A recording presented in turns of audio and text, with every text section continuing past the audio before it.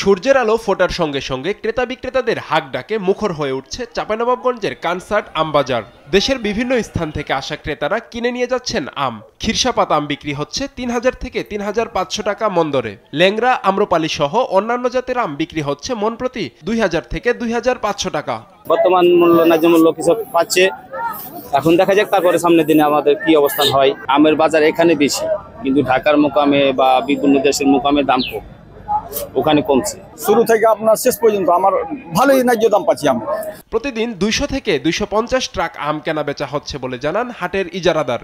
প্রায় ২৫০ থেকে ৩০০ ট্রাক আমাদের কানসার্ট বাজার থেকে রেগুলার আম এই মার্কেটেও লোড হচ্ছে এবং বিভিন্ন মোকামে যাচ্ছে। এদিকে বাংলাদেশের নামকরা জুস কোম্পানিগুলো পচা ও ফাটা আম ৫ থেকে ২০ টাকা কেজি দরে কিনে নিয়ে যাচ্ছেন তাদের কোম্পানিতে।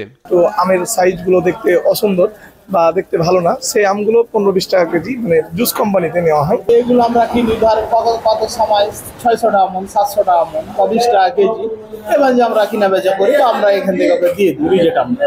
আম বাজারের সুষ্ঠু ব্যবস্থাপনা নিশ্চিত করতে প্রতিনিয়ত তদারকি করা হচ্ছে বলে জানায় উপজেলা প্রশাসন।